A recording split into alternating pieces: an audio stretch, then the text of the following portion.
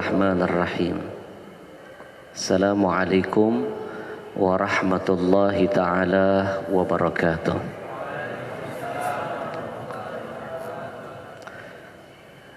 Bismillahi khairul asma' fil ardi wa fis sama'. Bismillahilladzi la yadurru ma'asmihi syai'un fil ardi wala fis sama' wa huwas sami'un alim. Allahumma salli wa sallim wa barik wa karrim wa azim ala sayyidina Muhammadin wa ala alihi wa ashabihi ajma'in.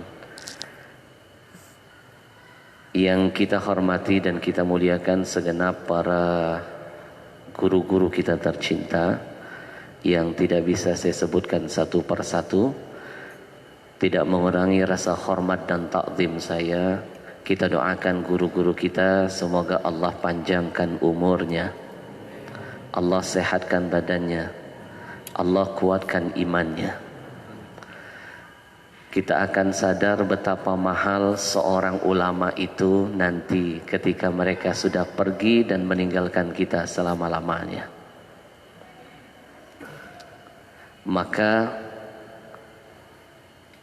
ketika mereka sudah hilang, pergi, kita akan tahu betapa berharga dan mulianya mereka. Dan tahun-tahun ini tahun kesedihan bagi kita. Beberapa tokoh ulama besar di negeri ini dipanggil menghadap Allah. Almarhum ila rahmatil qayyum, guru kita tercinta Kiai Haji Muhammad Arifin Ilham. Kemarin kita kehilangan Kiai Haji Maimun Zubair, Kiai Haji Ja'far Umar Talim.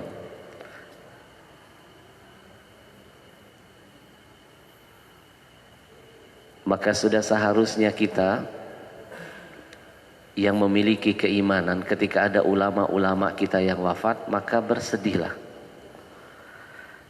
Yang tidak bersedih, yang tidak menangis ketika mendengar orang alim wafat, itu cuma iblis and the gang. You know and the gang? Mautul alim ahabba ila iblis min mauti sab'ina abidan. Kalau ada orang yang alim wafat, walaupun satu, iblis senangnya minta ampun, pesta pora, bahagia dia daripada wafatnya 70 ahli ibadah. Jadi 70 ahli ibadah kalah dengan seorang yang alim. Satu orang alim wafat, iblis paling suka, paling senang daripada 70 ahli ibadah. Kenapa? Karena seorang alim yang mengamalkan ilmunya lebih mulia daripada 70.000 ahli ibadah. Wa alimun yuntafa'u bi'ilmihi. Kalau ada seorang yang alim mengamalkan ilmunya seperti almarhum ila rahmatil qayyum, guru kita tercinta, afdal, maka dia lebih baik dan lebih mulia min sab'ina alfi abidin, 70.000 ahli ibadah. Maka bersedihlah kalau mendengar ada ulama yang wafat. Man lam yahzan bimautil alim fahuwa munafik, munafik, munafik. Siapa yang tidak ada kesedihan ketika mendengar orang alim wafat, maka ketahuilah dia orang yang munafik, munafik dan munafik. Dan tahu tempat orang munafik di mana? Fid darkil asfali minan nar, kerak neraka jahanam yang paling dalam. Orang kafir tidak sampai kerak, orang munafik di keraknya, berarti lebih sengsara dia. Maka kita berlindung dulu kepada Allah. Mudah-mudahan Allah jauhkan kita dari kategori munafik. Amin ya rabbal. Kita doakan ayahanda kita, guru-guru kita yang senior, mudah-mudahan Allah panjangkan umurnya. Kenapa? Kalau di sekitar kita ada orang-orang yang tua, kenapa perlu didoakan? Kenapa perlu didoakan yang umurnya? Karena ketika umurnya panjang, maka panjang juga keberkahan dari Allah menghampiri kita. Banyak cara antum untuk meraih keberkahan. Salah satunya, dapatkan berkah itu dari orang-orang tua di sekeliling antum. Orang tua bukan bau jenazah. Orang tua itu bau berkah. Mana dalilnya? Al-barakah ma'a akabirukum. Kata Nabi, keberkahan dari Allah akan menghampiri kalian ketika masih ada orang-orang tua di sekeliling kalian. Kalau enggak percaya, coba buktikan. Satu rumah kalau tidak ada lagi orang tuanya, rumahnya pasti terasa gersang. Betul enggak? Gersang, hilang barokahnya. Satu majelis kalau tidak ada lagi yang dituakan, hilang berkahnya, gersang rasanya. Satu rumah, satu kampung kalau tidak ada tokoh yang dituakan, hilang berkahnya, gersang rasanya. Maka sekali lagi kita muliakan orang-orang tua yang ada di dalam majelis-majelis kita ini. Mudah-mudahan Allah panjangkan umurnya, karena makin panjang umurnya makin panjang berkah juga dari Allah untuk kita. Alhamdulillah. Salatullah salamullah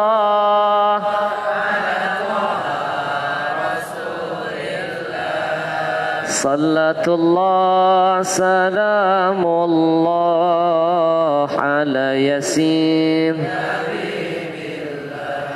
Yang saya hormati dan saya muliakan segenap keluarga besar Majelis Az-Zikra, wabil khusus para santri-santri kita tercinta. Mereka ini ayahanda wajah-wajah Indonesia kita ke depan. Jadi kalau mau tahu bagaimana cermin Indonesiaku ke depan, lihat wajah anak-anak muda ini. Kalau semua anak-anak muda mentalnya, semangatnya seperti antum semuanya, insya Allah berkah Indonesia ke depan. Ini gimana mau berkah Indonesia ke depan? Anak muda sekarang luar biasa kerjaannya. Rambut sudah bagus-bagus dibotakin.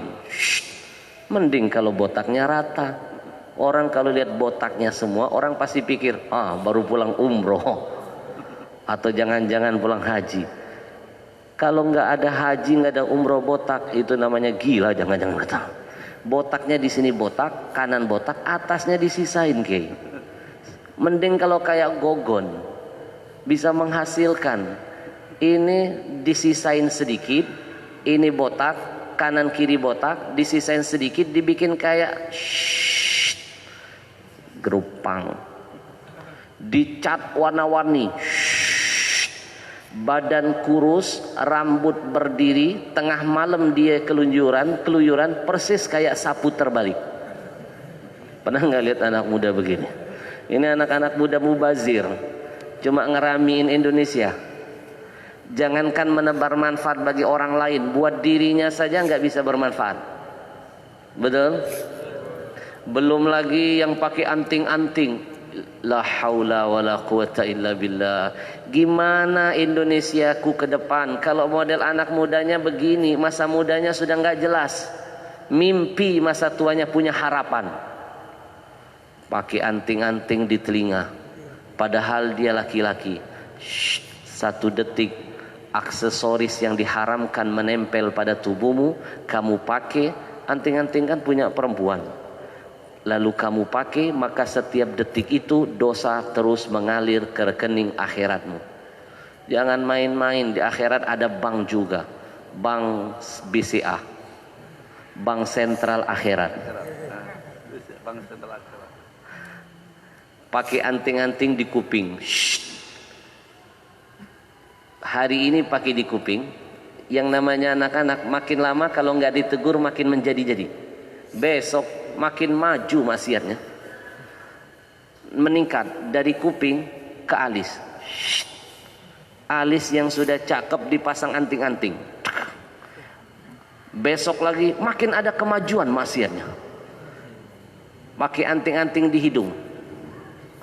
Perasaan saya yang suka pakai anting-anting di hidung ini sapi. Pernah lihat sapi? Lihat dipasang anting-anting di hidung. lalu dia diseret oleh pemiliknya, dipasang anting-anting, ditarik tali, diseret, dibawa ke pejagalan, sapi nggak pernah protes. Jadi kalau ada, saya ingat guru saya bilang, kalau ada anak muda tidak sadar masa mudanya dihabiskan untuk apa, berarti dia sama dengan sapi yang nggak pernah sadar, dipasang anting-anting, ditarik oleh pemiliknya, dibawa ke tempat penjagalan yang akan memotong lehernya. Berarti dia sama dengan sapi. Nggak puas di hidung, dia pasang tahu di mana? Di bibir, guru.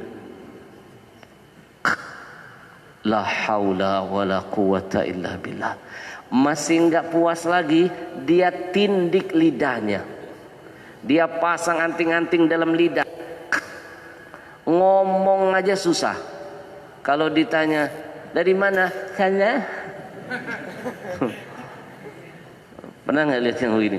Ya Allah, model begini jadi harapan buat negeri ini mimpi. Makanya saya berharap banyak nih model-model yang kayak gini nih. Ini yang akan jadi harapan. Fityatun amanu birabbihim wazidnahum huda. Lihat ashabul kahfi, muda usianya, matang ibadahnya, sampai diabadikan dalam Quran anak muda. Fityatun amanu, yang beriman kepada Allah, dia jaga keimanannya meskipun dia hidup di rezim yang zalim, diancam, digertak, bahkan mau dibunuh, tapi dia pemuda yang istiqomah menjaga keimanannya. Akhirnya karena keistiqomahan itu, wazidnahum huda, Allah terus memberikan hidayah kepada mereka. Kita doakan anak-anak muda kita yang di depan ini, para santriwan dan santriwati, mudah-mudahan Allah jaga imannya, Allah mantapkan istiqomahnya. Insya saya kalau lihat anak-anak perempuan, guru, pakai jilbab, nutup aurat, ada yang pakai cadar, senang lihatnya. Ini harapan wanita-wanita muslimah, harapan buat negeri ini. Karena mau jadi apa negara ini tergantung apa wanitanya. Betul? An-nisa imadul bilad. Wanita itu tiangnya negara. Kalau wanitanya baik, mulia, bagus akhlaknya, maka baiklah negaranya. Tapi kalau wanitanya sudah jelek, buruk akhlaknya, bangga mempertontonkan auratnya, maka akan hancurlah negaranya. Makanya lihat kenapa Indonesia banyak bencana, banyak musibah. Mulai dari longsor, gempa, banjir, tsunami. Sekali lagi diulangi. Longsor, gempa, banjir, tsunami. Kalau disingkat LGBT. L-nya longsor, G-nya gempa, guru, B-nya banjir, T-nya tsunami. LGBT. Bahkan ada musibah baru di negeri ini, namanya likuifaksi. Baru kita dengar musibah ini. Antum tahu likuifaksi apa? Mobil dihisap, hisap, guru. Motor dihisap, rumah dihisap, mak-mak apalagi terhisap mak-mak. Dan tidak hanya terhenti di situ, akhi. Setelah dihisap semuanya, dihimpit oleh tanahnya, di blender oleh tanahnya. 30.000 nyawa belum ditemukan jasadnya di Palu. 30.000 nyawa. Menurut berita di TV, likuifaksi itu terjadi karena gempa di Palu 7, maaf ya, kalau boleh saya jujur, TV yang menyiarkan itu berarti sudah menebar hoax. Bahasa kerennya hoax, bahasa kerennya hoax. Kemarin nenek-nenek bingung antara hoax atau hoax, mana yang benar Habib? Saya bilang khusus buat nenek, hack. Banyak tanya sebenarnya. Kenapa saya bilang hoax? Ilmuwan dari Jepang melihat kejadian musibah di Palu, dia terbang dari Jepang pergi ke Palu. Antum tahu nggak orang Jepang itu paling suka melakukan penelitian-penelitian? Siapa yang pertama kali meneliti bahwa Al-Quran itu bisa membuat energi air positif? Jepang. Dia ambil air, dia dengarkan musik, kristal airnya jelek. Tapi ketika didengarkan zikir, doa, apalagi ayat Al-Quran, kristal airnya indah, menawan. Kenapa dia bisa menemukan jawaban ini? Karena dia mengaji Al-Quran dan mengkaji. Wa nunazzilu minal Qur'an ma huwa shifa wa rahmatul lil mu'minin. Quran jadi obat, jadi rahmat bagi orang mukmin. Makanya biar antum enggak ketertinggal dengan orang-orang model begini, jangan cuma sibuk mengaji tapi malas mengkaji. Bagaimana antum bisa mendapatkan janji ilahi? Dalam Quran itu hudan linnas, ada petunjuk bagi manusia. Kalau mau dapat petunjuk jangan cuma ngaji tapi Qur'annya dikaji. Jelas? Orang Jepang dapat ilmu petunjuk banyak, dia mengkaji Quran. Antum tahu Jepang di mana? Jepang, Sentul belok kanan. Ya, kira-kira begitu. Orang Jepang ini tidak percaya Tuhan. Begitu dengar musibah di Palu, dia terbang ke Palu, dia selidiki guru. Lalu keluarlah hasil. Satu, mana mungkin likuifaksi bisa terjadi, tanah terbelah-belah kalau hanya dengan goncangan 7 koma. Ini pasti goncangan gempanya di atas 11 koma. Maka terbelahlah tanah. Dan orang Jepang gak percaya Tuhan, lihat kejadian di Palu, dia teriak-teriak. Saya keliling dunia menyelidiki, likuifaksi cuma tanah saja terbelah. Tapi di Palu ada yang aneh, tanahnya terbelah, menghisap benda-benda yang ada di atasnya, menghimpit dan memblender yang sudah dihisapnya. Orang Jepang gak percaya Tuhan, berkata, jangan-jangan ini azab dari Tuhan. Padahal dia nggak percaya Tuhan. Jangan main-main loh. Makanya saya nggak mau dan belum siap kalau dipanggil ke Palu. Kalau dipanggil ke Adzikro, sesempat mungkin saya hadir. Kemarin Habib telepon, Habib boleh nggak, bisa nggak ngisi tanggal 30 31? Saya bilang maaf, tanggal 30 31 sampai 1 minggu ke depan saya roadshow di Kalimantan dan Raja Ampat. Baru tiba di Jakarta itu pertengahan September, awal minggu pertama. Jadi nggak bisa, kalau boleh saya minta di 29 deh. Sesibuk apapun saya sempatkan walaupun sebentar hadir, sebagai bentuk rasa cinta, takrim, rindu kepada almarhum ila rahmatil qayyum. Makanya maaf saya pilih tanggal 29. Kalau diundang ke Adzikroh saya mau. Tapi ada 2 kota, kalau diundang saya tidak akan mau datang. 2 kota saja di Indonesia. Saya kalau diundang ke sana, dipanggil ke sana, saya tidak mau. 2 kota. 1 di Balikpapan, 2 di Palu. Modar, Rojiun.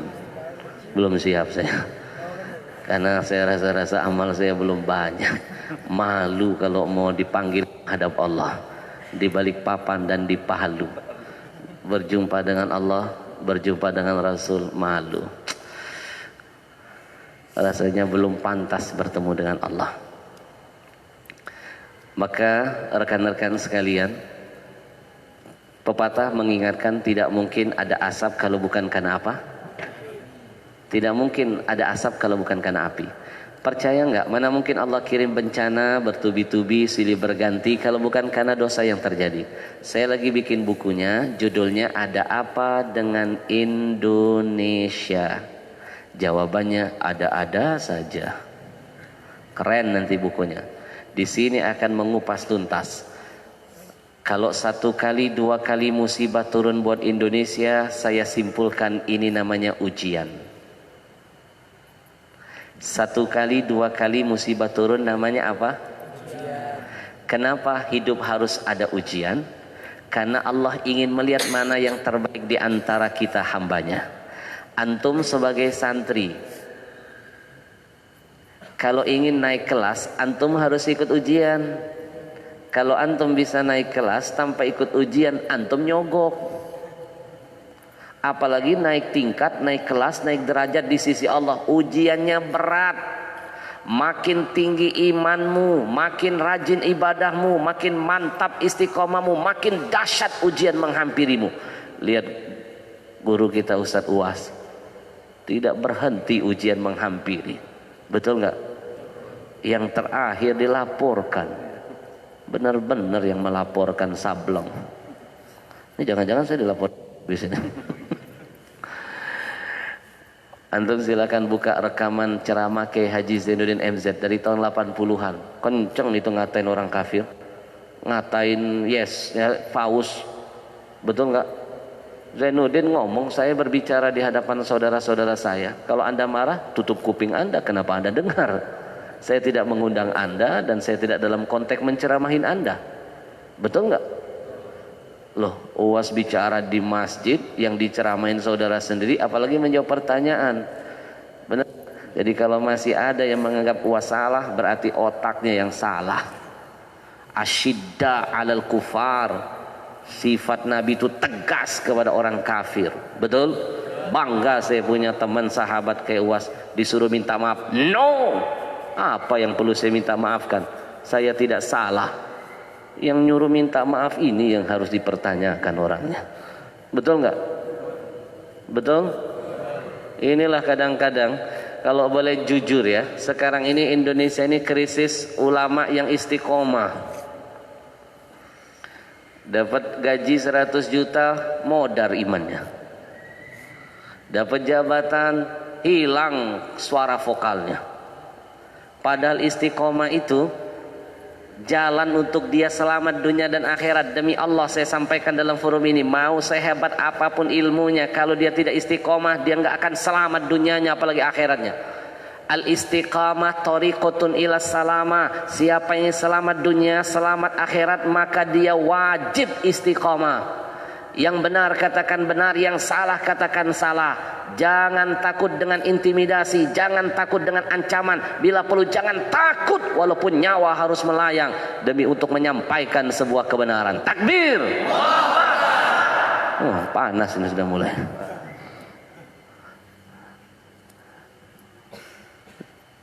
Aduh, padahal istiqomah itu salah satu sunnah Nabi, sifat Nabi. A'zamul karama luzumul istiqamah. Siapa yang ingin mencapai derajat paling tinggi di sisi Allah yang maha tinggi, itu hanya bisa ditempuh dengan istiqomah. Maaf anak-anakku sayang, tahu nggak kenapa gurumu almarhum ila rahmatil gayyum diangkat derajatnya oleh Allah? Dipilih tiket kematiannya husnul khatimah. Kenapa saya meyakini almarhum ila rahmatil gayyum Kiai Haji Muhammad Arifin Ilham husnul khatimah ini pasti. Kenapa? Karena dilihat apa terakhir yang sebelum beliau lakukan. Nih saya bocorin. Kalau mau tahu ciri-ciri orang husnul khatimah, satu, antum lihat hari terakhir apa sebelum dia wafat. Siapa yang wafat malam Jumat dan hari Jumat, maka dia insya Allah masuk kategori husnul khatimah. Karena hari Jumat banyak kemuliaannya. Di antara kemuliaannya selamat dari azab kubur. Siapa yang wafat malam Jumat, ada yang mau daftar sekarang? Ini kan malam Jumat. Atau wafatnya hari Jumat, selamat dari azab kubur. Kalau sudah selamat azab kubur, selamat lintasan berikutnya. Karena al-qabru awwalu manzilin min manazilil akhirah. Kuburan itu lintasan pertama dari sekian banyak lintasan akhirat yang antum akan lalui. Kalau lintasan pertama selamat, selamatlah lintasan setelahnya. Faman lam yanja, siapa yang tidak selamat, fama ba'dahu asyad, maka lintasan setelahnya pasti akan mengalami kesulitan. Betul? Betul. Yang kedua, antum lihat ucapan terakhir apa sebelum dia wafat. Lihat guru kita sebelum wafat berzikir, dan bukan cuma zikir dengan lisan, beliau tunjukkan dengan tangan beliau, liqa Allah. Lihat perbuatan terakhir apa sebelum dia tutup mata. Kalau dia wafat lagi zikir, husnul khatimah. Kalau wafatnya lagi baca salawat, husnul khatimah. Kalau wafatnya dia lagi azan, husnul khatimah. Guru, saya banyak menemukan kejadian ini. Ada yang lagi ngaji meninggal dunia, banyak. Kayak acara Khofifah, qori'nya meninggal dunia, yang dibacain ayat tentang kematian lagi. Alladzi khalaqal mauta wal hayata liyabluwakum, tuk meninggal. Kalimat terakhirnya adalah sedang bercakap-cakap dengan Allah, membaca ayat Allah. Saya pernah lihat orang mati lagi ngaji, banyak. Orang mati lagi zikir, banyak. Orang mati lagi azan, banyak. Yang lagi ceramah, enggak banyak. Enggak banyak. Enggak banyak. Udah dibilangi enggak banyak. Kenapa lihat ke saya? Ada yang lagi azan, guru? Ada. Hayya 'alas shalah. Kita di luar nungguin, gak ada lanjutan azannya. Tumben azan di diskon. Habib, coba lihat di dalam. Begitu masuk, yang azan sudah terbaring. Husnul khatimah. Kalimat terakhirnya menyerukan panggilan orang untuk menghadap Allah. Jadi ciri-ciri husnul khatimah apa tadi? Dilihat dari kalimat terakhir. Kalau dia nggak ngomong, nggak sempat ngomong, nah maka lihat dari perbuatan terakhir. Ada yang dia nggak sempat ngomong, tapi dia sedang melakukan kebaikan. Ada. Saya pernah lihat orang mati lagi mau nabuh beduk. Antum tahu beduk kan? Dia pegang apa itu kayunya, apa namanya? Pentolannya. Pentungannya. Dia pegang pentungannya, begitu mendekat dengan beduk, baru dia mau pukul, mati dia. Kenapa? Ketimpa beduk.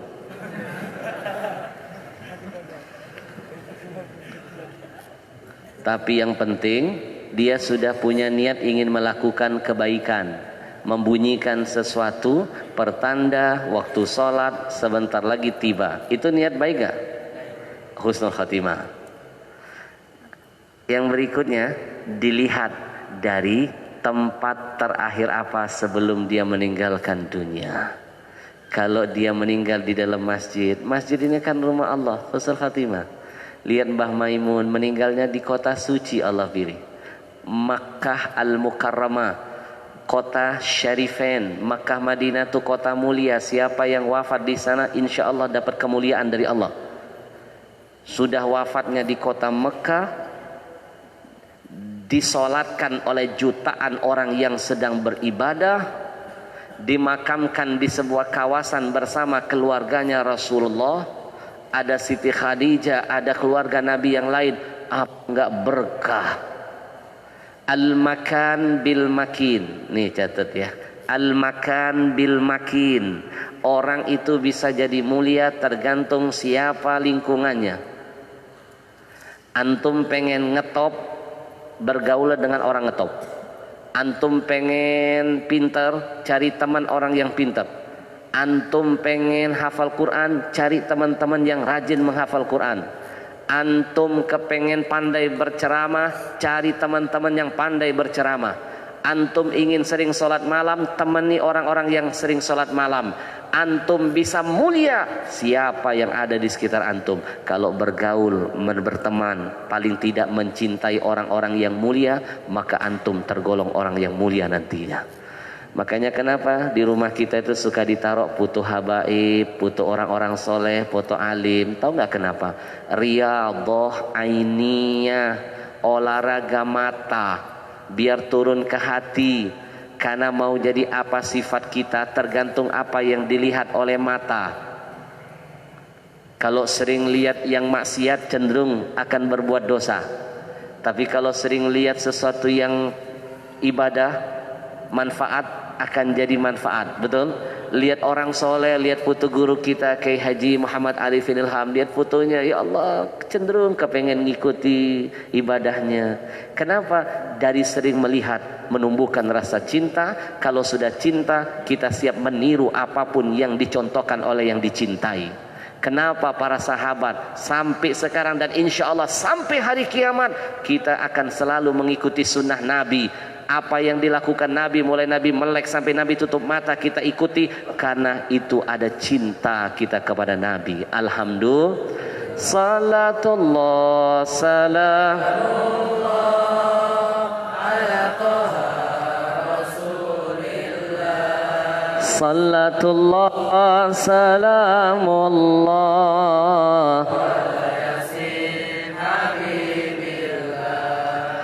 Maka saya titipkan pesan ini buat antum semuanya. Kalau memang betul-betul mengaku cinta NKRI, jangan diem ketika melihat maksiat di negeri ini. Kalau memang betul-betul NKRI harga mati, tapi nggak mati-matian mencegah maksiat, itu namanya omdo, omong doang, list only. Do you understand? Saya nggak paham artinya. Artinya jangan buang sampah sembarangan. Di negeri ini banyak orang yang cuma ngomong cinta NKRI, tapi bungkam ketika lihat kemaksiatan di negeri ini. Padahal yang membuat Indonesia banyak bencana salah satunya maksiat merajalela. Maka di buku saya sindir itu. Idza dhaharatil ma'asi, kata Nabi, fi ummati ammahumullahu azza wa jal bi'adzabin min indi. Dalam hadis sahih kata Nabi, kalau nanti datang suatu zaman masyarakatnya, kata Nabi, sudah tidak malu bikin dosa, bangga dengan maksiatnya, tunggu, kata Nabi, jam mainnya Allah ratakan bangsa itu dengan azab-azab yang sangat pedih. Kenapa kita jadi sengsara Indonesia ini?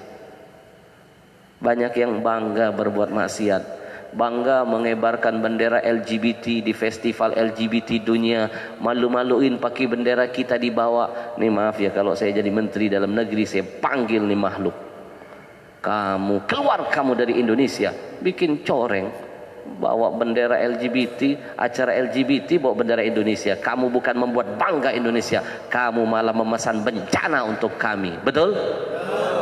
Aneh memang negeri ini. Bawa bendera tauhid ditangkap. Betul nggak? Bawa bendera tauhid ditangkap.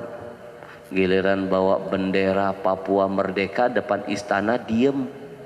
Katanya Pancasilais. Pancasilais.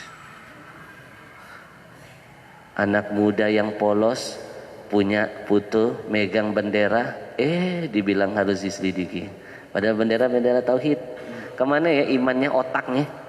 Yang ngomong ini profesor. Yang jelas-jelas di depan istana mengebarkan bendera tidak ditunggu makar. Yang jelas-jelas di Papua dia kibarkan bendera Israel. Kenapa itu tidak diproses? Kenapa itu tidak dianggap makar? Betul nggak? Makanya banyak mental munafik di negeri ini. Subhanallah, Allah sayang dengan guru kita, cepat-cepat dipanggil, dicabut, ditempatkan tempat yang indah di sisinya. Karena mungkin Allah geram lihat Indonesia ini udah banyak mental munafiknya. Betul? Salatullah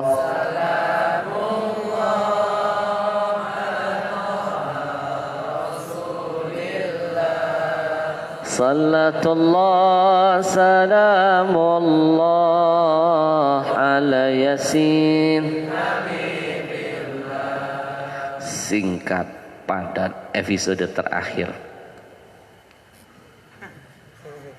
Kalau ada penceramah baru mulai ceramah suka lihat jam tangan, jangan heran, itu cuma teknik. Sebenarnya dia lagi mikir, habis ini mau ngomong apa. Nih maaf punten, maaf yang ngomong ini sambil nahan rasa sakit di belakang. Doain ya, yakin doanya antum diijabah. Salah satu doa yang diijabah, doa orang yang sedang menuntut ilmu. Doain ana ya, doain guru-guru kita. Saya efek kecelakaan kemarin sudah mulai akan kambuh lagi. Doain jangan sampai kambuh. Kalau sudah kambuh itu sampai di ceramah bisa berminggu-minggu guru. Kasihan jadwal yang sudah masuk. Gara-gara kemarin tablik akbar di sebuah tempat, 7 jam naik mobil, jalannya melewati beberapa alam, hutan, laut, jurang, danau, seram, off-road, jalannya jelek, lalu ada hentakan lobang. Karena kalau sudah kena lobang bergeser tulang belakang, efek kecelakaan yang dahsyat waktu itu. Baru pulang tablik akbar, roadshow 3 kota, kecelakaan tengah perjalanan di Medan. Asisten saya paling parah, luka dalam.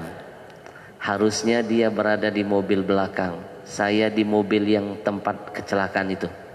Tiba-tiba Allah punya rencana. Mungkin asisten saya digerakkan hatinya, dia telepon saya, Habib, tolong berhenti dulu sebentar, izinkan saya duduk bersama Habib, saya temenin Habib di mobil depan. Saya bilang gak usah, kan kita pergi tadi kemarin, antum mobil sendiri, ana mobil sendiri. Enggak Habib, ana mau temenin antum. Saya dipaksa berhenti, akhirnya berhenti. Saya buka jendela karena kursi saya duduknya di belakang supir. Itu tempat yang paling bahaya. Saya buka jendela, saya suruh asisten saya, no, duduk di sebelah sana, tuh kosong. Enggak Habib, Habib yang geser. Sejak kapan dia nyuruh-nyuruh begini? Ternyata itu rahasia Allah semua. Dia paksa saya, Habib geser, saya di sini. Janganlah kamu di sana. Pokoknya Habib yang di sana, saya di sini. Akhirnya saya bergeser. Dia gantikan tempat duduk saya, guru. Ternyata dia yang paling parah. Tempat duduk itulah yang menghantam pohon, dahsyat. Dia remuk tulang lehernya, hancur tulang rusuknya. 22 jam di ruang operasi, 20 hari lebih di rumah sakit. Saya masih mending, cuma luka luar saja, pecah kepala, bermandikan darah. Kami diselamatkan oleh warga, dibawa kabur ke rumah sakit. Datang fitnah buat saya, hitungan detik. Berita milik orang kafir. Paling seneng mereka kalau ulama kita diginiin. Tabrak rumah warga hingga hancur. Ustadz Al-Habsyi kabur. Sakitnya di mana? Sini. Bukan kabur, yang betul saya dibawa kabur oleh warga untuk cepat mendapatkan tindakan pertama, pengobatan. Tapi difitnah kabur. Itulah media orang-orang kafir. Kalau ada orang Islam bikin kesalahan sedikit, langsung siarannya berjam-jam, siaran langsung diulang-ulang, dibangun opini seolah-olah kita muslim biang kerok. Tapi lihat kalau kita punya kebaikan panjang, tayangnya potong-potong, sepele-sepele, dipotong-potong. Betul nggak? Makanya ini peran antum ke depan. Medsos, kuasai medsos. Salah satu guru kita lihat almarhum, aktif beliau di medsos. dakwahnya, jihadnya. Bahkan tidak sedikit beliau menegur para penguasa dengan surat terbuka beliau. Beliau tidak pernah takut walaupun menyampaikan kebenaran itu kepada penguasa. Ini yang harus antum contoh dari guru antum. Jangan jadi ulama penakut untuk menyampaikan kebenaran. Ingat,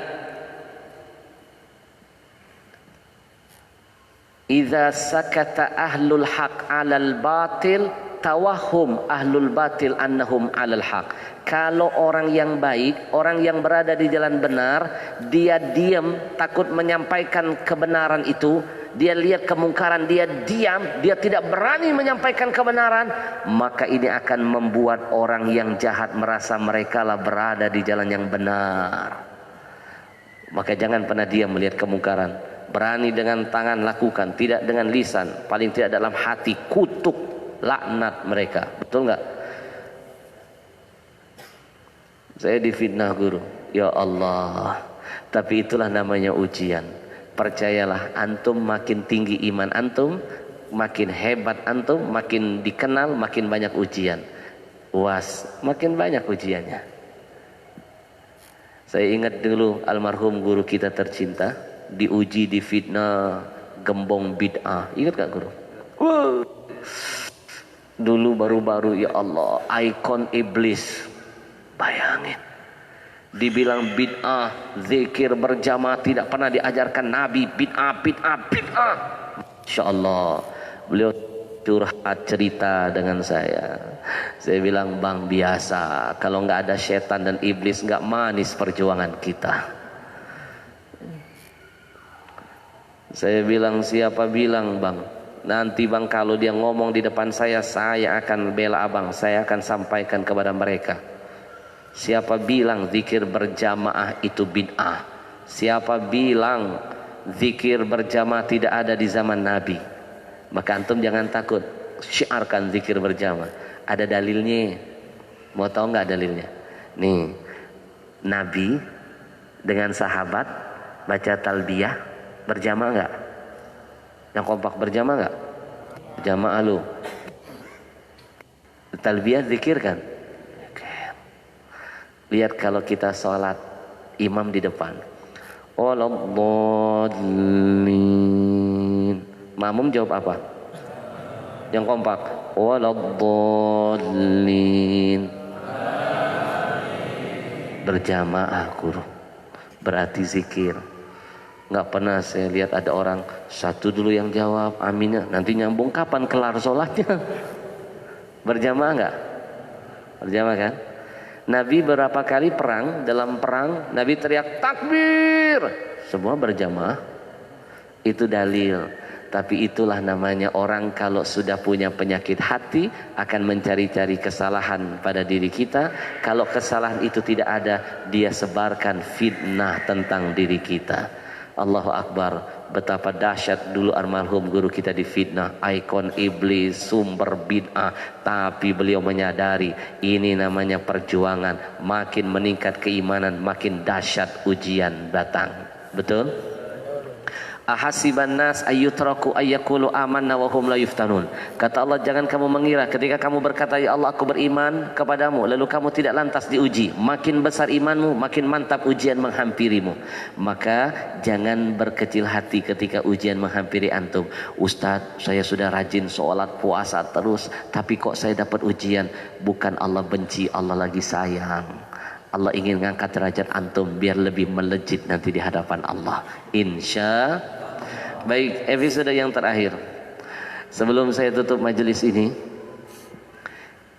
jadikan pelajaran berharga buat antum dari apa yang sudah dilakukan guru-guru antum, termasuk almarhum. Sampai tutup mata, catatannya indah. Innamal mar'u, catat ya. Innamal mar'u hadithun ba'dahu.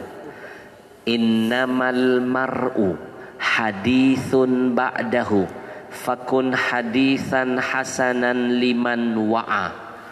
Seseorang itu akan menjadi legenda, bahan cerita dari siapapun yang dia tinggalkan setelah wafatnya. Maka sebelum wafat bikinlah cerita-cerita yang baik dalam kehidupanmu, biar nanti kamu tutup mata, namamu akan selalu hadir di hati mereka, kebaikanmu akan disebut dan dikenang-kenang dan menjadi berkah buatmu. Mana mungkin orang itu dibikin haul, diberingati hari wafatnya kalau bukan dia orang baik semasa hidupnya. Pernah nggak antum dengar undangan? Hadirilah undangan haul pembunuh bayaran. Nggak pernah saya lihat. Hadirilah undangan haul perempuan malam termahal. Nggak pernah. Kenapa almarhum dibikinkan haulnya 100 hari sampai tahunan nanti? Kenapa? Tahu kenapa? Karena jelas kebaikannya. Itu yang nanti kebaikannya dalam haul diceritakan, disebarkan, dikupas dalam managibnya. Jadi apa? Pelajaran buat orang-orang yang mungkin belum sempat bertemu dengan almarhum. Jadi pelajaran buat orang yang sudah pernah melihat beliau tapi belum mengikuti apa yang dilakukan oleh almarhum. Jadi pelajaran bagi orang-orang yang sudah melihat, mengenal, mengikuti apa yang dilakukan oleh almarhum. Dengan cara apa? Menjaga wasiat dan istiqomahnya. Betul nggak? Makanya kata Nabi, "Udhkuru mahasina mautakum." Angkat, bicarakan, sampaikan kebaikan mayit-mayit kamu. Wa kufu an masawihim. Kalau ada kejelekannya, ada yang tercela, tutup, jangan lagi dibicarakan. Tapi kita bicarakan kebaikan guru-guru kita. Tiap hari omongin kebaikannya, omongin.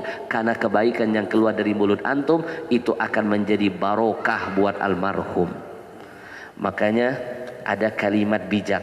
Simak, catat, keren kalimatnya. Biarkan napasmu berhenti, tapi jadikan amalmu terus terasa sampai hari kiamat nanti. Berapa banyak orangnya napasnya terhenti, kayak almarhum. Wafat beliau, matanya tertutup, masuk ke liang kubur, ditutup dengan tanah, tapi amalnya tetap hidup dan tidak akan pernah ada kata mati. Kenapa? Manfaatnya di mana-mana, zikirnya tetap jalan, subhanallah. Anaknya anak soleh dan soleha. Berbahagialah bapak ibu yang sudah menyiapkan anak-anak soleh, yang sudah menitipkan anaknya ke madrasah pesantren ini. Ini berarti sedang membangun kemuliaan buat bapak ibu nanti. Buat apa punya uang triliunan tidak ada anak soleh dan soleha? Lebih baik nggak punya duit, asal ada anak yang jadi soleh dan soleha. Karena anak yang soleh akan mendongkrak kemuliaan ayah ibunya nanti fi yaumil qiyamah. Ada sebuah riwayat ibu, Nabi pernah bercerita, innar rajul la turfa' darajatuhu fil jannah. Ada seseorang orang tua yang diangkat derajatnya di sisi Allah di surga. Dia heran derajatnya naik di sisi Allah, masuk surga, naik derajatnya. Dia nggak merasa melakukan kebaikan ini. Anna hadza, dari mana ini semua ya Allah? Bistighfari waladakalah. Ini karena istighfar anakmu yang soleh untukmu. Maka anak soleh investasi dunia akhirat bagi ayah ibunya. Makanya ibu-ibu bersyukur Allah gerakkan hatinya menyekolahkan anak di sini, diajarin baca Quran, diajarin hadis, diajarin akhlak. Inilah aset dunia akhirat buat kita. Lihat almarhum tutup mata sudah meninggalkan benih-benih soleh dan soleh, insya. Baik rekan-rekan sekalian, mudah-mudahan ini saja yang bisa saya sampaikan. Lahir batin mohon maaf, milik saya, kesempurnaan hanya milik Allah. Saya tutup majelis ini dengan catatan singkat.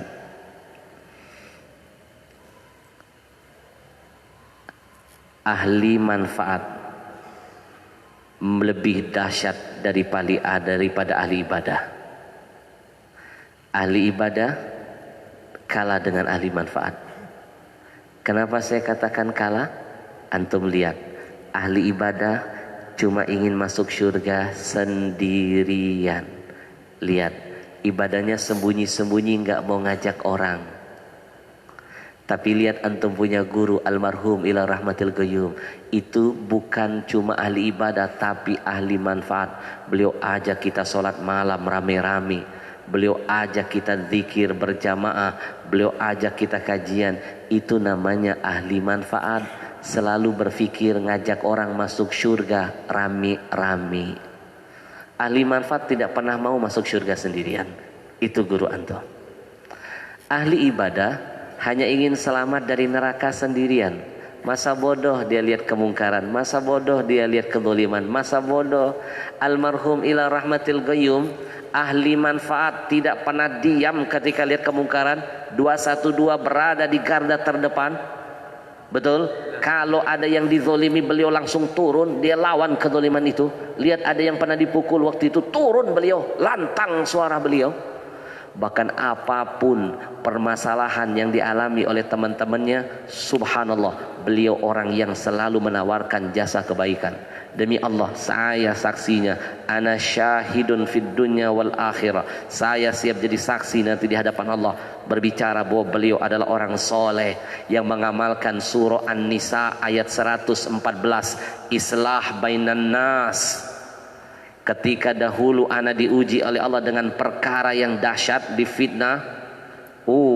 Difitnah, media dibayarin ratusan juta untuk menjatuhkan nama ana. Waktu itu Habib Rizik, Ustadz Tengku, ana juga diserang, dicari-cari kesalahan. Di situ almarhum ila rahmatil qayyum, guru kita nelpon, kring, Habib, izinkan abang menawarkan kebaikan. Boleh enggak abang yang mendamaikan urusan Habib? Subhanallah. Saya menangis, saya bilang, abangku, abang orang pertama yang merasakan kesedihan hati ana. Sahabat yang mulia adalah yang merasakan kesusahan saudaranya. Tapi sahabat yang bukan sejati malah senang bertepuk tangan ketika melihat masalah terjadi pada saudaranya. Makanya antum kalau mau cari teman sejati, lihat temannya. Satu, kalau dia diam lihat antum berbuat maksiat, itu bukan teman baik, jangan dipergauli. Tapi kalau lihat antum berbuat salah, dia tegur, dia kritik antum, maka antum cintailah dia karena Allah. Itulah teman yang baik. Sadiqaka man sodakoka la man sodakoka. Teman baikmu adalah teman yang berani meluruskanmu, membenarkanmu, bukan membenar-benarkan kesalahan yang kamu lakukan. Yang kedua, teman sejati kalau antum senang, dia rela jadi orang terakhir yang tertawa. Tapi kalau antum susah, dia siapkan dirinya jadi orang yang meneteskan air mata pertama. Itulah almarhum ila rahmatil qayyum. Dia telepon saya, dia tawarkan kebaikan, dia turun langsung. Biarkan saya jadi bumpernya di depan. Subhanallah. Mudah-mudahan ini jadi amal baik buat beliau. Kita hantarkan surah Al-Fatihah, takriman wa ta'ziman, penghormatan kepada beliau. Ala hadhihi niyah wa ala kulli niyatin salihah ila hadrati nabiyina Muhammad sallallahu alaihi wasallam. Wa liman ijtama'na ha huna bisababih almarhum ila rahmatil qayyum syekhuna, guru kita semua, Kiai Haji Muhammad Arifin Ilham, bi anna Allah yaghfir lahu wa yarhamhu wa yuskinuhumul jannah bi rahmatih wa walidina wa walidihi khassa wa jami' amwatina wa amwatil muslimina amma. Allahumma fir lahu warhamhu wa afihi wa afu anhu. Allahumma ij'alil Qur'anil azim fi qabrihi munisa wa fil qiyamatihi syafi'a wa fil hasyri dhiya'a wa dilla wa dalila wa 'anil nari sitra wa hijaba. Al-Fatihah.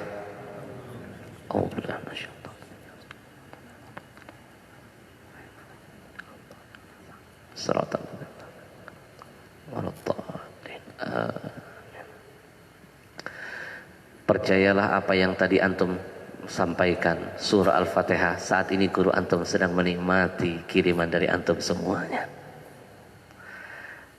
Saya pernah ditanya, Habib, mana dalilnya baca surah Al-Fatihah buat yang mati? Ya Allah, aneh bilang inti mati dulu, nanti anak fatihain. Kalau nggak nyampe inti bangun. Nabi yang nyuruh dalam hadis sahih, salah satunya yang Nabi suruh apa? Asri'u bil janazah. Kalau jenazah wafat, segerakan dimakamkan, jangan ditunda-tunda. Segerakan. Bila perlu wafat sekarang, maghrib, isya langsung dikuburkan. Lebih baik, lebih cepat, lebih baik. Kedua, baca surah Al-Fatihah ke ujung kepalanya, baca ujung surah Al-Baqarah lillahi ma fis sama di ujung kakinya. Ada perintahnya. Bahkan ada Abdullah bin Umar, anaknya Umar bin Khattab, dalam kitab Ar-Ruh menyebutkan, kalau saya wafat bacakan surah Al-Fatihah kepada saya, dalam kitab Ar-Ruh. Dan banyak lagi penjelasan-penjelasan lainnya. Maka jangan takut, apa yang sudah diajarkan guru kita diamalkan oleh beliau, sesuatu yang banyak manfaatnya dan pasti ada berkah buat kita semuanya. Mudah-mudahan Allah berkahi antum semua, dibukakan pintu untuk mendapatkan ilmu yang barokah. Titip salam ana buat semua keluarga. Mohon maaf lahir batin. Mudah-mudahan yang singkat ini bermanfaat.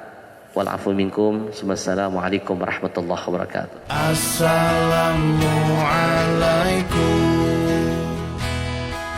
Bersama Saling Sapa TV.